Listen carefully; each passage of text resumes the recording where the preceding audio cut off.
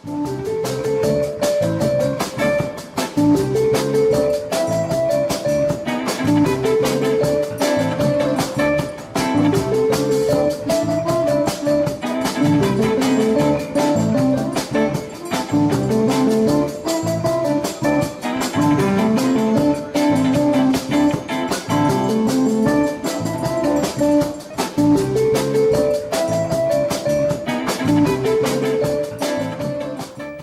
evening, and welcome again to Public Perspective. For those who watch the show regularly, you may know that we had a different opening tonight. That music is music composed by a band that I play with. And it's appropriate because tonight we're going to be talking about music. Our guest tonight is Renee Hein, entertainer, singer extraordinaire. Oh, no. Well, thank you. It's a pleasure to be here. And we're here to talk about entertainment and music in general. One of my favorite subjects, being a musician myself. So welcome to the show. Well, thank you. It's wonderful to be here. So let's talk a little bit about background. It's always interesting to figure out, how did people get where they are? You know, how did you end up being? A long and winding road. It always is, right? Yeah. With everyone. When did you first become interested in music? As a child? You know what? I remember being a very small child, and my mother always played Barbra Streisand while I was supposed to be napping. And she'd be cleaning, and I'd be napping, and I just was absorbing it all. And Not sleeping, listening to music instead. Yep. And I just always have been just fascinated with different voices and just the talent that's out there. Actually, when I was quite young, the same thing. My mother in the afternoon would put on with the little tiny radio that we had back then, and she would put on it's a radio show called Patterns in Music, and today I think you would describe it as Muzak. Okay. But as a young person, I thought, oh, this is interesting stuff. What's that about? There's so many different types of music, and it's just all so rich and wonderful. So speaking of types of music, describe a little bit about what you do today. What type of music do you perform? Well, I perform a variety of music. I entertain mostly senior communities, and I have, we do everything from the 40s. We do a lot of jazz. We do the 50s and 60s. We have like a doo-wop show. We have a Karen Carpenter tribute show, and everything in between. We have a patriotic show. I work a lot with veterans, and just got the music of World War II, the Korean War, and the Vietnam War, and just made a show just about this great country of ours. So I do a little bit of everything, but it's mostly goofy fun, I'll say. Well, why do it if it's not fun? Right. But you make a living at this, correct? This is not just a hobby. No, it's not a hobby, but it's there's a lot of people with a lot of time, and they want something to do. So I thought, let's do something fun. So we do lunch shows where we put on a show, and they come and have lunch, and just entertain them, bring back the music of their youth, and they just love it. What got you interested in performing for seniors, other than the fact that it's a captive audience? There you go. You know what? Actually, I started singing at church, and in church we had a small group of ladies, and we sang regularly together. And we did this one song, and somebody came up and said, "You girls sound like the Andrews Sisters," and just like a light bulb went off. Ding. I was like, "The Andrews Sisters? Now that would be fun." And it just happened to coincide with my youngest son going off to first grade, where I finally had some time. You know, what am I going to do with the rest of my life? And it was just, that's how it started. So. And so you managed to talk your cohorts into saying, "Hey, we're going to be the Andrews Sisters," right? Yeah, it took a little while. I mean, we had to find the music. I mean, back then there wasn't karaoke tracks like there are now. Right. Now no YouTube either. Yeah, right. So we got their movies, and we watched their movies, and we got their CDs, and yeah. So we started out. We took a picture. One of our husbands took a picture of the three of us, and we wrote, you know, the Andrews Sisters, blah blah, and we mailed it out to VFWs and retirement communities. And out of 40 cards, we got 12 shows, and we were just like, wow. We had no idea that there was this big of an audience for it. And that's how it started, and it just grew.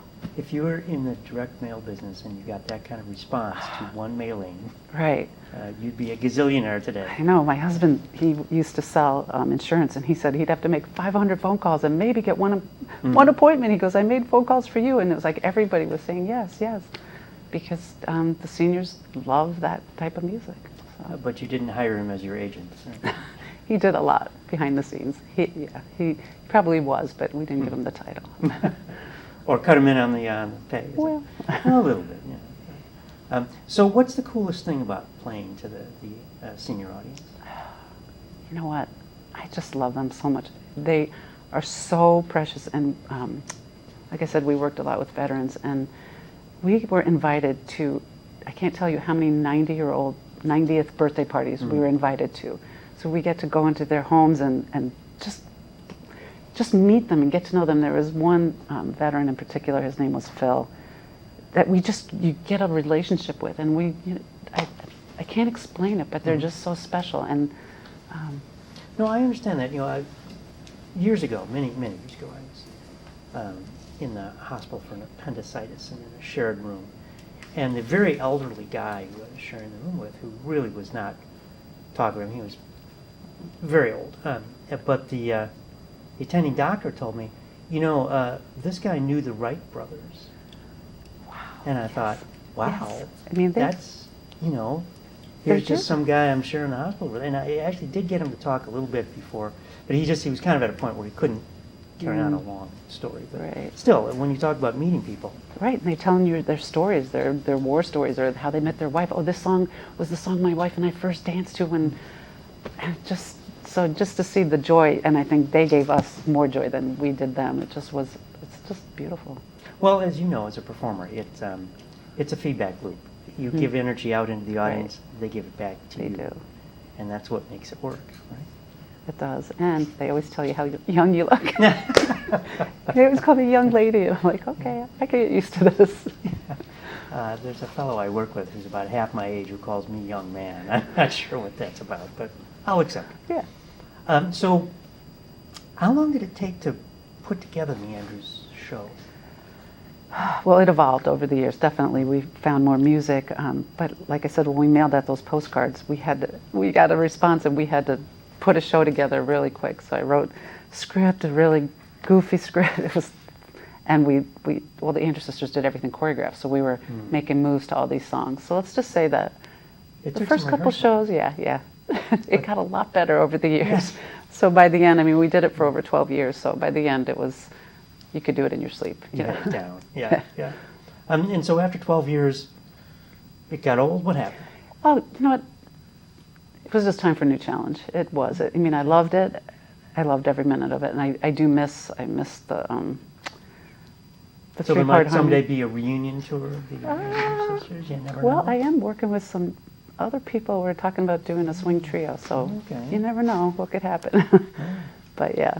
And I should tell our audience who are watching in anticipation that, yes, we are going to have you sing a few songs on the show, but we'll get to that. Okay. Right. So after the Andrews Sisters, what next? What did you move on to? You know what? After the Andrews Sisters, I started a Karen Carpenter tribute, and from that, the audience the feedback from the audience tells you what they want. So then we turned it into a 70s show, and we had a 50s and 60s show. We wrote a Christmas show, and so we have any occasion. If they have a theme, we'll make a show to fit it. Now, Karen Carpenter was an excellent jazz drummer, as you know. Yes, I did know that. She called herself a drummer first and a singer second. Yes. So do you I wish I could. break out the drums during that? No. I wish I could. So what kind of feedback do you get from the audience on this, especially the 70s thing? How did that evolve? What kind of feedback? Well, like you did Karen Carpenter, and then you expanded because somebody said something like, "Oh, that reminds me of." Yes, exactly. Each person has their own particular memory of that time period, and you just want to reach each person. You make it a group hug. How about that? No, there's just one song will reach you and touch you, and another song you could care less about. So we made it a variety so that everybody, there would be something. Yeah, so now the 70s shows has Barbra Streisand, Dolly Parton, we've got some Elvis in there, we've got some John Denver, just a little bit of everything. I take it you don't sing the Elvis songs, right? Well, I do. Do you? Yeah, it's another thing that I do. I write parodies, I write alternate lyrics to songs people know very well, and so we do a jailhouse rock becomes biological clock kind of thing. So, and Thank God I'm a Country Boy is Thank God I'm from Illinois. So the list goes on and on. So. Well, I'm that's not a quite very creative serious outlet. person. Yeah. So this is it still primarily senior centers that you perform at? You know what? Senior centers, libraries, we do some theaters, we do some lunch shows around the areas. But I think like the people that really need it the most are like the nursing homes and the nursing homes. So we go in there and they don't get a lot of interaction. So They don't get a lot of stimulus, generally. right. So that one is more of a labor of love. You know, you're not doing it for the money. You're doing it because those people are just to see them light up and remember the music. We did an Alzheimer's facility, and a woman was like this, and then we started singing, and she was like this, and she sang every single word to every single song. And when we stopped, she went like that, and it was like the joy that she gave us and that she felt for that few minutes. Just, I mean, it's worth all the money in the world. Well, and the remarkable thing about that, that she remembered all the here's an Alzheimer's patient, but that part hadn't Right. been lost. That was still Right. there. Yeah, and her daughter said, she doesn't even know who I am anymore, but for that couple of minutes, she looked at me and she knew who I was. So, Because the songs brought it back, mhm. right? So I can understand why you do that. That's those magic moments. This magic. Right. So Right. that's what you feel. Yeah. Mhm. So talk a little bit about I'm being in the music business myself. The business aspects about it. How hard is it? How hard is it to book gigs? Sort of the general, the ugly side. Yeah, the not fun side. Yeah, right. The marketing. So Right. that's not easy, but like I said, when we first started, we just mailed postcards and that did it. So then we built up a reputation, and then we weren't even marketing anymore. It just was Word it of was mouth. right. So now that I'm doing new things, I've had to start marketing again, and the thing is that they're looking for entertainment. It's like they're soliciting you. So all I have to do is really send an email and say, this is what we've got. And they're excited to get that email. It's not like trying to sell insurance or a chair. Right. You know, it's, yeah. And these are I hate to say your customer base, because in the arts, think of Right. patrons and and buyers. Right. But these are the groups and organizations that know you already. Right. So you've got a kind of built-in audience. Word of mouth, yeah. And somebody will come to a show and then take the card and back to their club. And that's another thing too. There's a million clubs. You have the Red Hat Club, you have the Italian Club, you have the shooting club, you have the hunting club, and they all have events and they need entertainment. And so if you can tailor it to what what music they like, that's what we try to do. We try to just have fun. It's interesting. In my own band, people ask us, well, what music do you play? It's like, whatever we feel like. It's a little different approach. But for us, it works. And for the audiences we play for, it's right. It's a tends little, to be, yeah. Yeah, it's what, though you probably find this as well. What we find in our band is, well, in our band, it's a much more amorphous kind of group of people. That each show might have a different group on stage, and so our sets are very different, and the way we present them are different. But it's the same kind of thing. You find what's reaching the audience. Yes. And then we'll change it on the fly. We'll do a different song. We'll do more comedy, or if they're dancing and they're slow dancing, then you do a couple more slow dancing songs. So, yeah, you just have to feel the pulse of the audience. Yeah, and it gives you, as we talked earlier, that feedback where I like they that give you word, energy. feedback. Yes. Yeah. It's nothing like when there's no feedback coming back, then you're like, oh. I've played those gigs, right, where it's clear that absolutely no one is listening.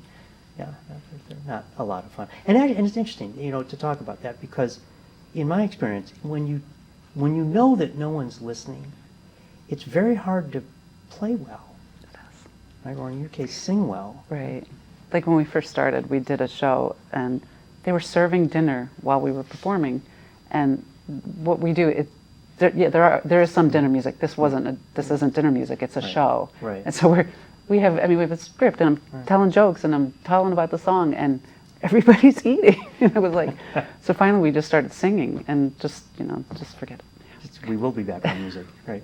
Yeah. But we like to forget about those. Yes, I've had a few where we joke that there are more people in the band than in the audience. Some of those as well. Right. But for all of those, I'm sure this is your experience.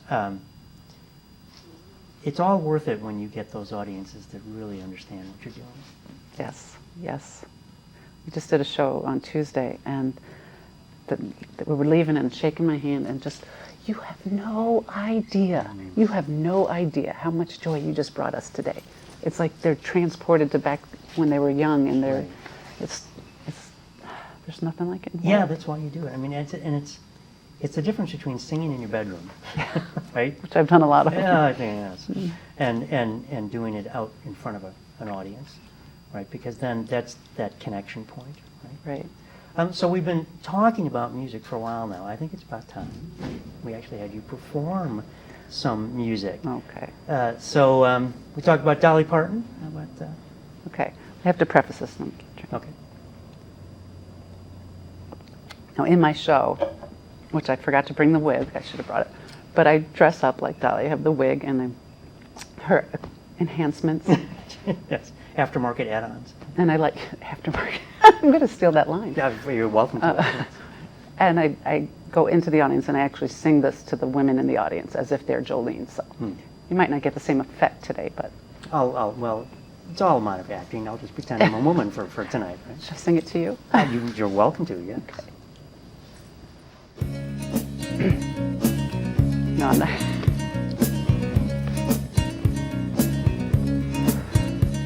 Jolene, Jolene, Jolene, Jolene, I'm begging of you, please don't take my man. Jolene, Jolene, Jolene, Jolene, please don't take him just because you can. Your beauty is beyond compare with flaming locks of auburn hair, ivory skin and eyes of emerald green. Your voice is like a breath of spring, your voice is soft like summer rain. I cannot compete with you, Jolene. He talks about you in his sleep. There's nothing I can do to keep from crying when he calls your name, Jolene. And I can easily understand how you could easily take my man, but you don't know what he means to me, Jolene. Jolene, Jolene, Jolene, Jolene, I'm begging of you, please don't take my man.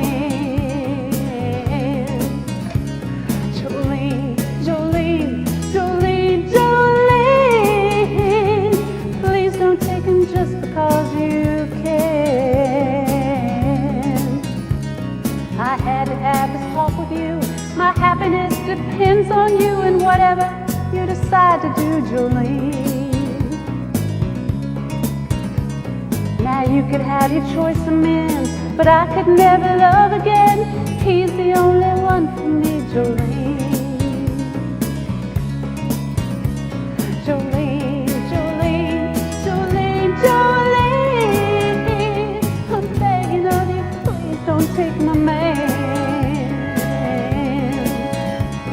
Jolene, Jolene, Jolene, Jolene, please don't take him even though you can.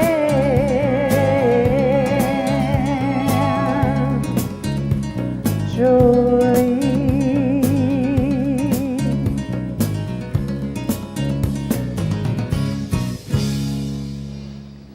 So you can see it's a very serious show. Well, you sold me. I'm staying away from your man. Trust me. I'm not going to go there. Right.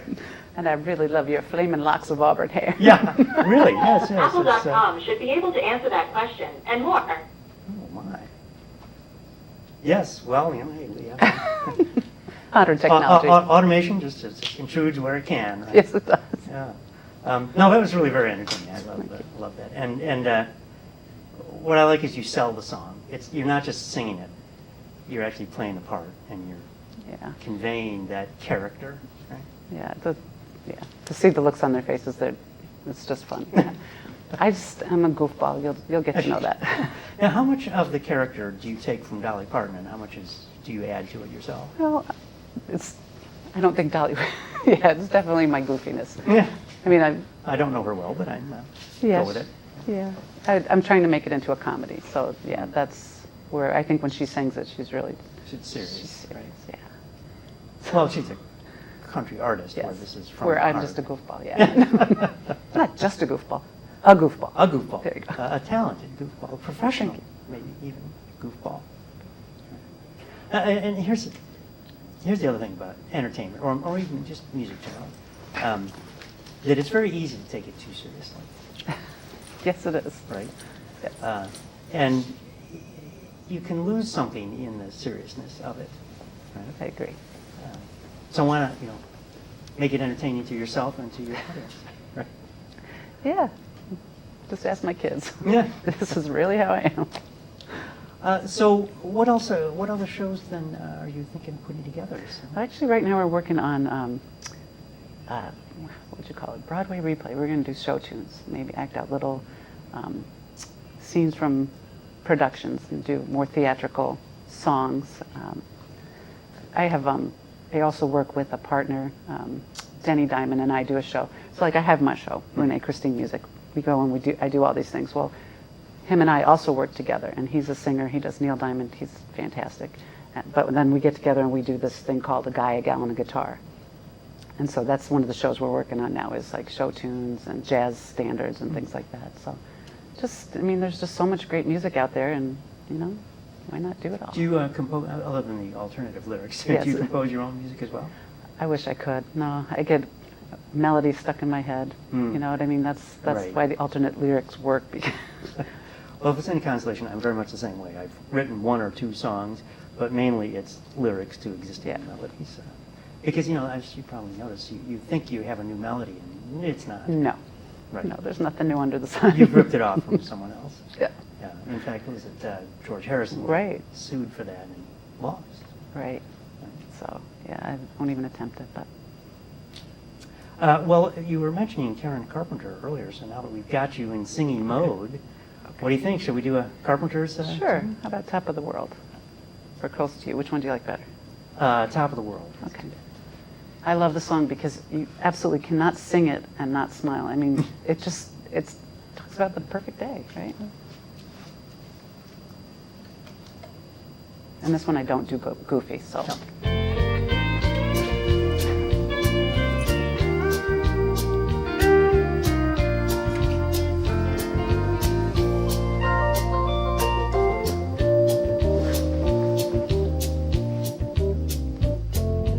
Such a feeling's coming over me. There is wonder in most everything I see. Not a cloud in the sky, got the sun in my eyes, and I won't be surprised if it's a dream.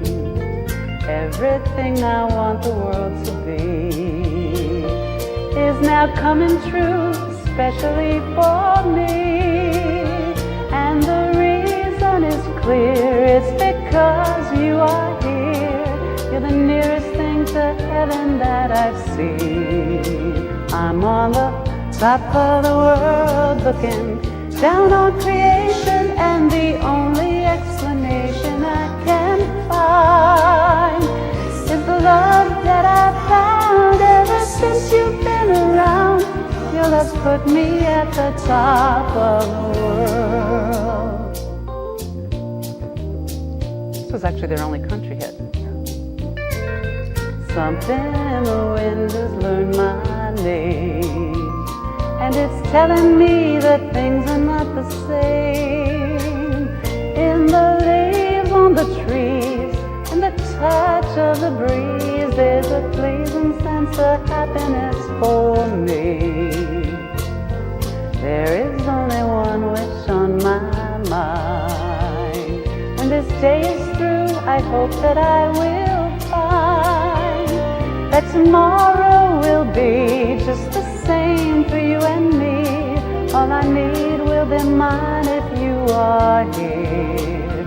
I'm on the top of the world looking down on creation, and the only explanation I can find is the love that I found ever since you've been around.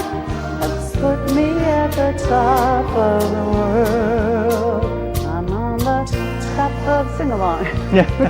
You don't want me to sing along, trust me. And the only explanation I can find is the love that I found ever since you've been around.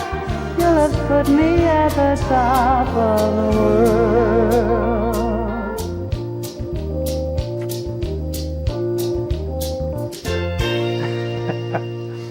Well, that's great. And you know, we probably have time for just one more song. You up for it? I'm up for it. Are you ready for it? I am ready. Let's go. All right. Well, I told you I like to write alternate lyrics, and this is one that's in my show. You've heard the tune "I Will Survive." Oh, yes.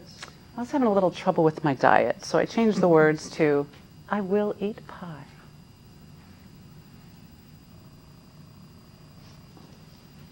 It's very dramatic.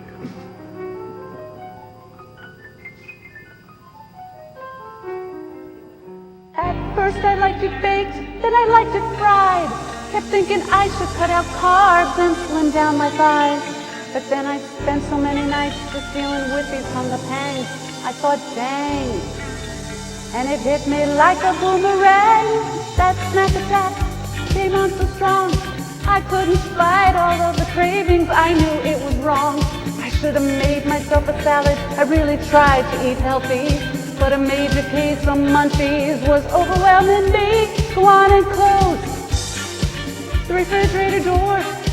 I should turn around now. I shouldn't feed my face no more. So long, Weight Watchers, to Jenny Craig, I say goodbye. Hear my belly rumble. Can you hear my stomach cry? Oh, that's right, I will eat pie. Cherry, French silk, and blueberry make me feel alive. I've got pumpkin in my left hand and lemon meringue in my right, and I'll eat pie. I will eat pie. Hey, hey. And then I show them my awesome disco moves. The sitting disco moves now. Donna Summers, watch out now. Should have brought the disco ball. Well, I do have a lead with me. Well, next time. Took all the willpower I had to put my fork down. Trying hard to watch my figure with all this pie around.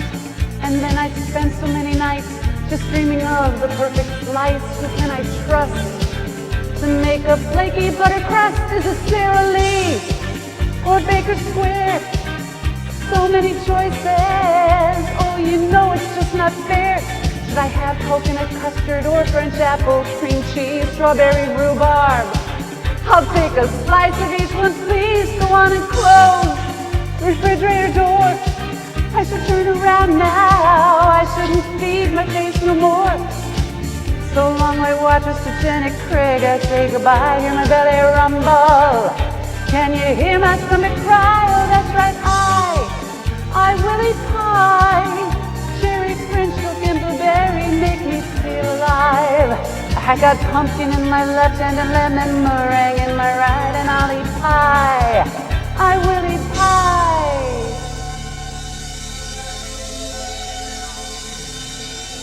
Close refrigerator door. I should turn around now. I shouldn't feed my face no more. So long, Weight Watchers, to Jenny Craig, I say goodbye. Hear my belly rumble. Can you hear my stomach cry? Oh, that's right, I will eat pie. Cherry, French silk, and blueberry make me feel alive. I got pumpkin in my left hand and lemon meringue in my right, and I'll eat pie. I will eat pie. Hey, hey. And we're done.